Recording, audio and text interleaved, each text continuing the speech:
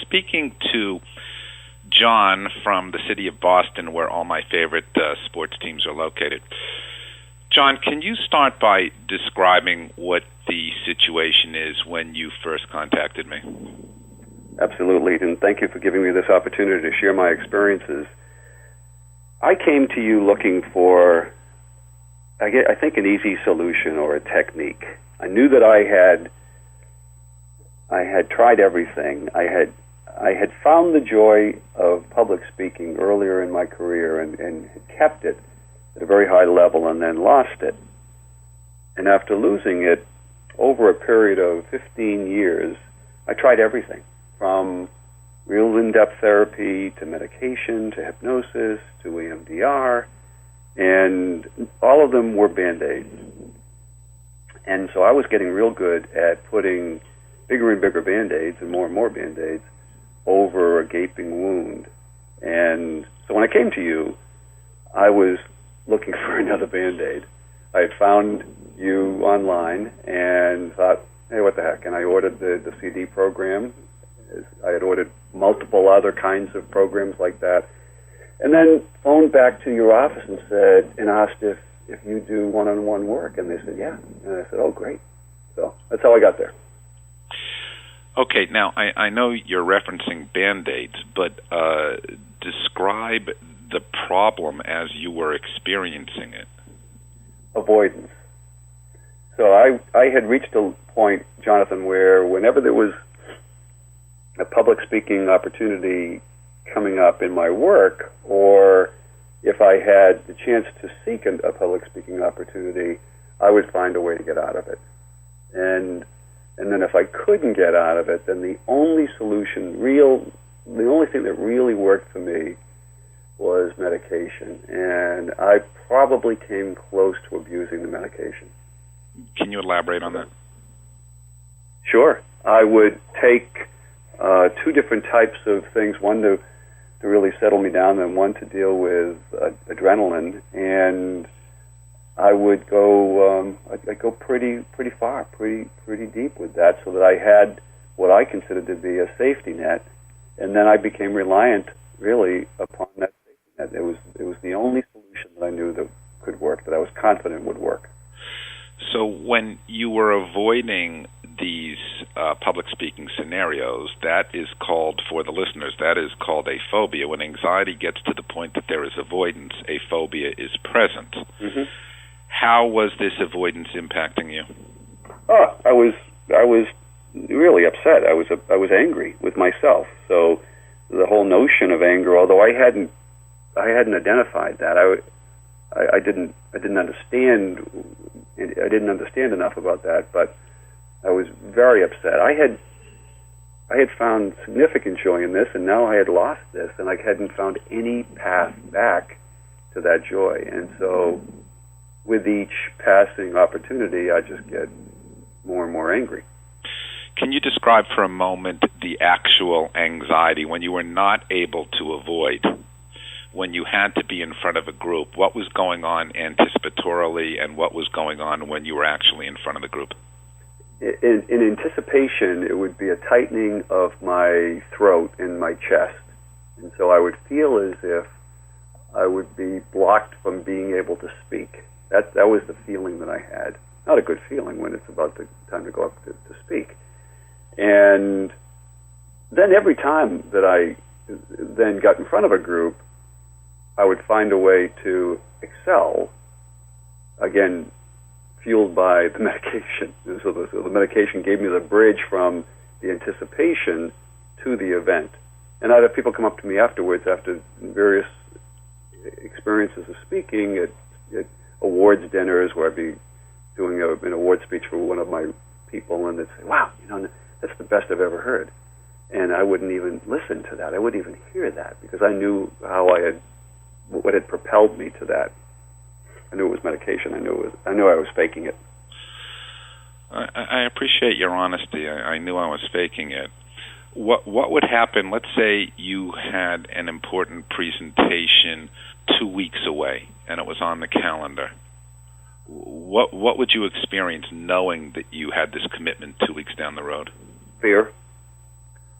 I experienced fear initially, and then uncertainty, and then I would focus way much more on the negative outcome, which is so unlike me. I'm so optimistic and so really positive, glass more than half full with an outlook. But I would always focus on the prospect of the negative outcome, and then, then I'd work really hard. I'd obsess over preparation to the point where that would become another block, in the sense that I was binding myself up with all of this preparation and memorization and all that stuff. And so none of that was good.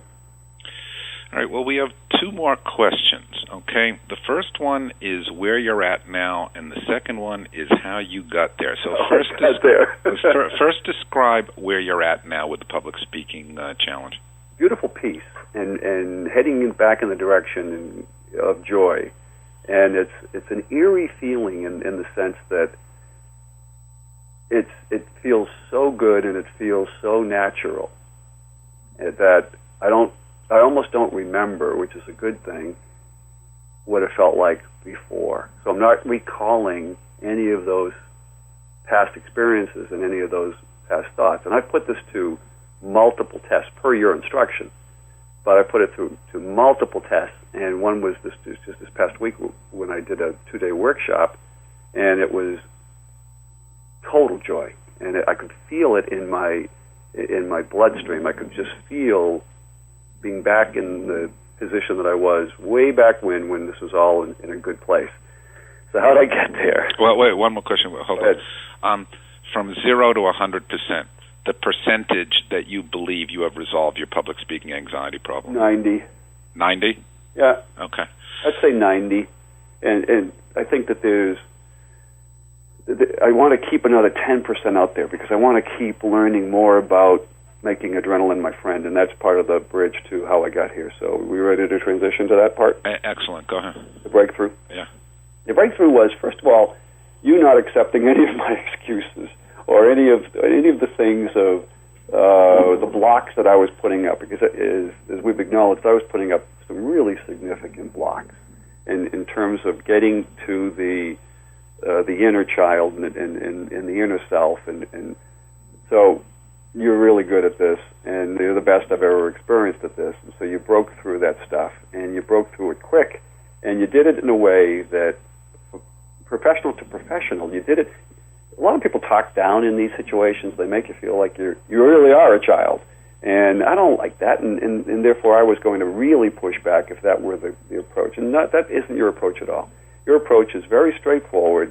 Hey, if this is what your goals are, this is how you're going to have to get there. And I'll guide you there, but it ain't going to be, this is more like boot camp than it is a summer vacation. And that's what I signed up for. So I signed up for tell it like it is. I didn't realize that I was going to be giving you the Heisman pushback all the time on the front end, but then through your persistence and your very tuned in questioning and listening, you were able to get me to pull the guard down. So that was huge. And then the other notion, I think the real notion that I will carry forward every time, is to accept adrenaline as my friend, and in fact, to, in preparation and anticipation of a public speaking event, try to provoke it, and so I can say hello to it, deal with it, work with it, and make it work.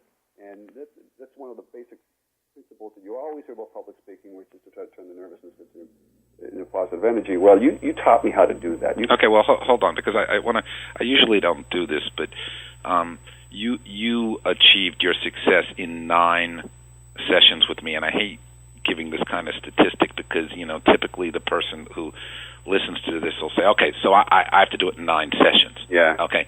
And 8 to beat John. Yeah, well, people need to understand that everybody has their own learning curve. Sure. Okay, so learning curve depends on degree of the problem, person's motivation, ability to integrate concepts, readiness to face fear, expressive ability. Okay, so in 9 sessions, actually, you referenced the Heisman. You get the Heisman Trophy. Just talk for a minute about your motivation, which was very, very high, and your application of the key techniques to have achieved this in 9 sessions. joy. So the motivation is joy. When you have it and you lose it, you got to get it back. And I seek to make. I made money doing public speaking on the side, apart from my corporate life. I had a radio show, as you do, or I had a show, and so I wanted to get back to that level of achievement and of professionalism in the area. I'm about to sign on with a speakers agency, and I want to be able to deliver my voice. This is another point: is that I knew I had a voice, but I was suffocating it. I was suffocating it. No one else was.